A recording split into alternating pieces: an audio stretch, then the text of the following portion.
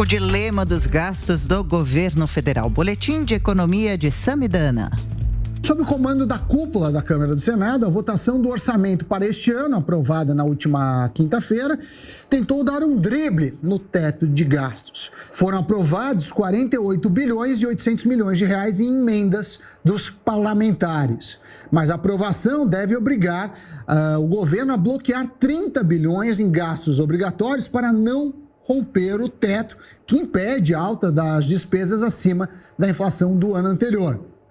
A manobra tem um viés eleitoral. Há um ano das eleições, deputados e senadores resolveram garantir obras para os seus redutos. Como são emendas de execução obrigatória, o governo não pode deixar de gastar, mas pode levar à paralisia da máquina pública a partir de agosto ou ao furo do teto de gastos. A Previdência, por exemplo, ficou com 13 bilhões e meio de reais a menos para pagar benefícios. O Ministério da Saúde, em pleno combate à pandemia, ficou com apenas 2 bilhões para investimentos, 4 vezes menos do que o Ministério da Defesa. E o valor a ser cortado nos serviços do governo pode ser até maior, dependendo dos cálculos que devem ser feitos depois que o orçamento for sancionado pelo presidente Jair Bolsonaro. O argumento do relator do orçamento, o senador Márcio Bittar, chega a ser singelo.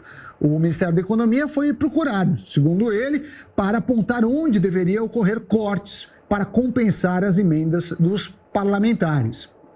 Como explicou que não há espaço, o corte foi feito de qualquer jeito, ou seja, ninguém pensou em adaptar o valor das emendas ao dinheiro disponível.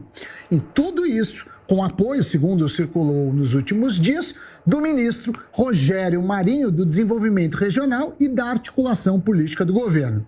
A manobra pegou muito mal e ficou no ar a impressão de drible no teto de gastos para garantir obras que interessam à reeleição dos deputados e senadores da base de apoio ao governo. E que, pensando mais em si do que no país, decidiram forçar as despesas de qualquer maneira, sem encontrar alternativas realmente sérias de cortes de gastos. Ficou a imagem de pouca seriedade na aprovação do orçamento deste ano. Aprovação, ainda por cima, em março, terminando o primeiro trimestre. Segundo se comenta em Brasília, a equipe econômica, principalmente os técnicos que trabalham com orçamento, ficou consternada. Uma reação totalmente compreensível. Com uma manobra dessas, quem não ficaria?